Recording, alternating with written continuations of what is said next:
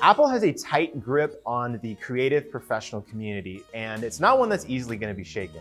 However, with its recent shift in focus, it's really left the door open for products like this one to shine. This is the Surface Studio 2.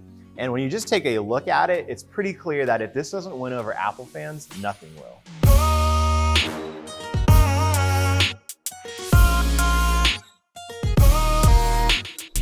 First off, let's talk about this display. This is the same 28-inch 4500 by 3000 resolution display that was on the first Surface Studio, but that doesn't make it any less impressive or sharp because this thing is amazing to look at. And with that 3:2 aspect ratio, you get a full view of your work, whether you're working directly in Illustrator or you have multiple windows open side by side. But most importantly, and this is the main draw of this product for sure, the screen still tilts all the way down with what Microsoft calls its zero gravity hinge. And this just has a really techie cool factor that pretty much no other computer can do. Microsoft has really nailed the balance of the screen feeling rigid enough to rest your hand on while you're drawing, but also thin and light enough to be able to move between angles easily. The Surface Pen, which comes bundled in, is just as good as it's always been, and contact with the screen feels really precise and responsive.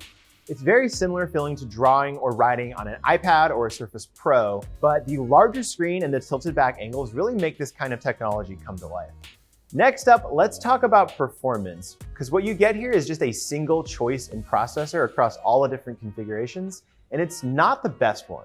What you get is a 7th gen Core i7 mobile processor, and while it does have 4 cores, it strikes me as a little odd that Microsoft wasn't able to find a better or at least more updated processor in a computer this premium.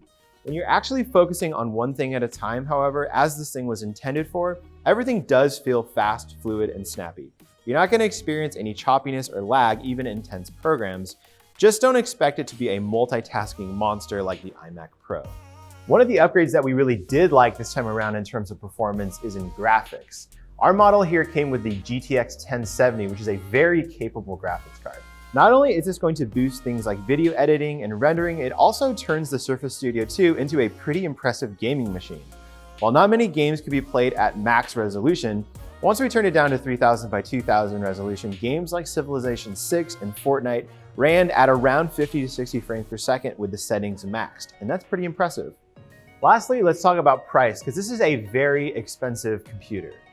The price starts at $3,500, which comes with 16 gigabytes of RAM, a super fast terabyte of SSD storage, and the GTX 1060 for graphics. And obviously you can figure it up from there, but kind of regardless of what you choose and regardless of what any computer can do, that is a lot of money to spend on a computer. It's priced in between the iMac and the iMac Pro, which does give it a compelling spot in the market for those who don't have the money to go all the way up to a $5,000 iMac Pro, but still want a super premium, clean, all-in-one computer that will look great in a design studio or agency setting. With all that in mind, let's bring it back around and talk about whether or not this will actually be used by the people who it's designed for. Because a lot of the artists and designers in our office, they definitely had some hesitancy about switching over to Windows 10, regardless of how awesome and premium the hardware feels. They still have that hesitancy, and that's just going to be a big hurdle that Microsoft has to get over, and clearly they still have a lot of work to do in that area. But even for me, as someone who's definitely not an artist, I felt inspired by what this computer allowed me to do in all sorts of different ways. And that really is what the best aspects of technology are all about. Hey, all you Mac users out there, would you consider moving to something like a Surface Studio 2 based on how awesome the hardware is? Is that enough to convince you to move over to Windows 10? Let us know in the comments, and if you want to check out the full review, head over to digitaltrends.com.